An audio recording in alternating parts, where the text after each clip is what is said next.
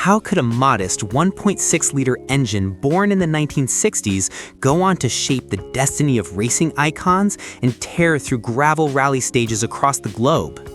The answer lies in Ford's Kent Crossflow. It wasn't just an engine, it became a symbol of grassroots motorsport. First fitted into humble economy cars, this little workhorse carried a roar that would echo from racetracks to forest trails. And here's the surprising part. Even today, decades later, many of these engines are still alive, tucked away in garages, roaring to life in vintage race meets, or rebuilt by enthusiasts for weekend fun. The Kent story is far more electrifying than most expect, a tale of how Ford unintentionally created a legend that bridged everyday drivers and professional motorsport. The journey began in 1959 with the launch of the Ford Anglia 105e. Ford's aim was simple: a compact, lightweight, and durable engine that could power its new wave of British economy cars. The result was the first Kent engine, a straightforward overhead valve inline-4. It was built for affordability and practicality, not speed. At just a little over a liter in displacement, no one at Ford imagined it as a future motorsport hero. Yet beneath its modest appearance was untapped potential. The iron block was sturdy, the layout was simple, and anyone with a wrench and a bit of mechanical sense could strip it down, rebuild it, and start experimenting. Before long, tuners realized how well it responded to modifications. Fit a hotter camshaft, shave the cylinder head, throw on twin carburetors, and suddenly that little Anglia was punching far above its weight. But the turning point came in 1967. Ford wanted more power and efficiency, so the engine was reworked with a new cylinder head design, the Crossflow. On paper, it was a small tweak. In hindsight, it was a stroke of genius. By moving the intake ports to one side of the head and the exhaust to the other, airflow dramatically improved. Cooler, fresher charge could enter one side while hot gases escaped the other. The benefits were immediate: better breathing, less heat soak, and far greater tuning potential. With this upgrade, the Kent evolved from a simple commuter's motor into a builder's dream.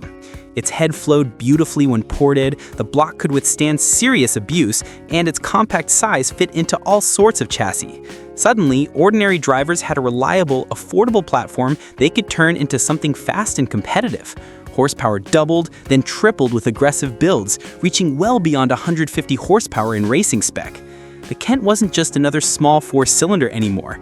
It became the great equalizer, an engine that gave regular enthusiasts a real shot at going toe-to-toe with the big names. Its influence grew even bigger with the arrival of Formula Ford in the same year. This new single-seater racing series was designed to be inexpensive, accessible, and focused on developing driver skill rather than relying on costly technology.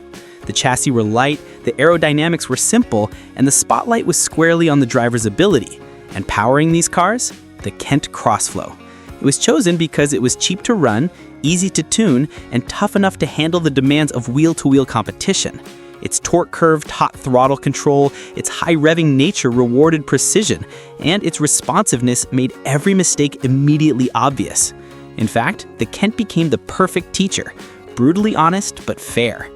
Many legendary names, from Ayrton Senna to Nigel Mansell, cut their teeth behind the wheel of Kent-powered Formula Fords. If you could master this setup, you could handle anything. While it was cementing its reputation on the track, the Kent was also making waves in the dirt. The Ford Escort Mark I, introduced in 1968, paired a lightweight rear-drive chassis with the rev-happy Kent engine, and rally teams quickly took notice. Agile, durable, and easy to tune, the Escort became a force in rallying. The engine's willingness to rev, combined with its toughness, made it ideal for blasting through forest stages where reliability was as critical as raw speed. The platform evolved into icons like the Escort Twin Cam and RS 1600, the latter using a Cosworth-developed 16-valve head on the Kent block. By the 1970s, Kent-powered Escorts were winning rallies across Europe, with drivers like Roger Clark and Hannu Mikkola at the wheel. What made it special wasn't just performance, it was the way it connected driver and machine. With no electronic assists, the Kent demanded finesse and rewarded bravery. It turned ordinary cars into rally giants and gave an entire generation of drivers the thrill of true mechanical connection. Away from professional racing circuits and rally stages, the Ford Kent Crossflow carved out a second life in private garages and weekend workshops. What made it truly special wasn't just how it performed on the road, but how approachable it was for ordinary enthusiasts. This was an engine that invited tinkering. It almost dared you to grab a spanner, open the hood, and see how much faster you could make it. For countless drivers, it became their mechanical teacher. With nothing more than a basic toolkit, a Haynes manual, and a bit of patience, you could fit a hotter camshaft, swap in twin Webers, shave the head to raise compression, or bolt on a tubular exhaust. The Kent always responded positively, rewarding even small changes with noticeable gains. In the process, it taught people the fundamentals of internal combustion, airflow, compression, timing, and fuel delivery. Across the UK, club meets were filled with Kents under open hoods, proud owners explaining how they managed to squeeze out an extra handful of horsepower. It wasn't just about speed, it was about community and learning. Kit car builders saw the same potential.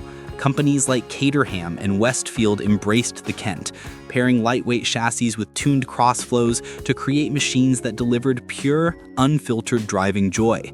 Nothing about them was complicated, but the result was intoxicating. And of course, there was that unmistakable sound, a raspy, high-revving growl that seemed to amplify the sensation of speed. It didn't just move quickly, it felt alive. That made it addictive.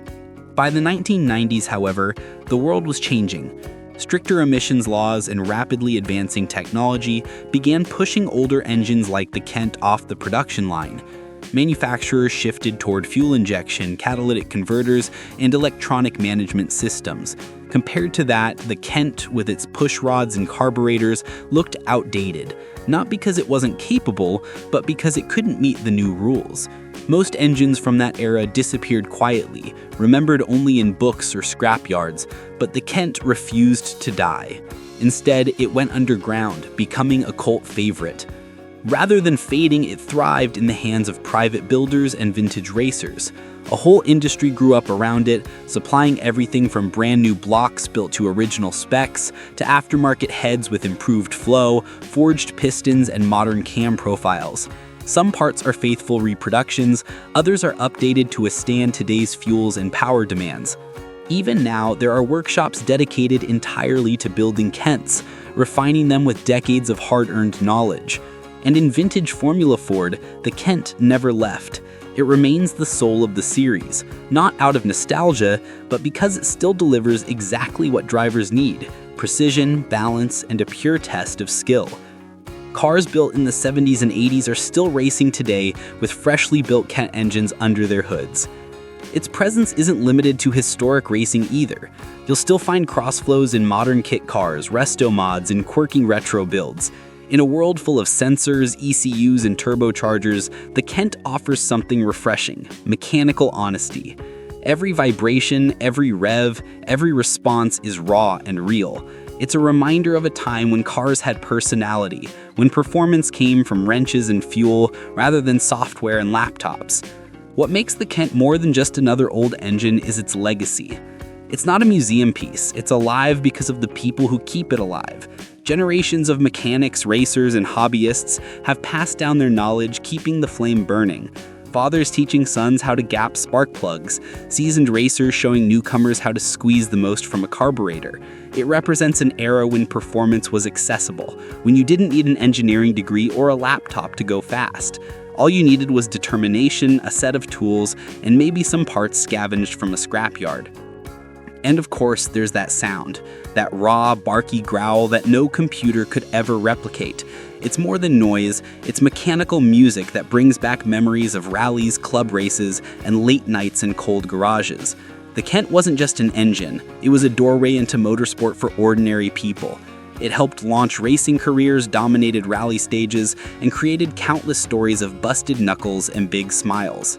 So why does it still matter? Because every time one fires up, it's not just an engine running, it's a piece of motorsport's soul being reborn. For those who have driven or built one, the magic is unforgettable. And for those hearing about it for the first time, maybe it's time to experience that magic for yourself.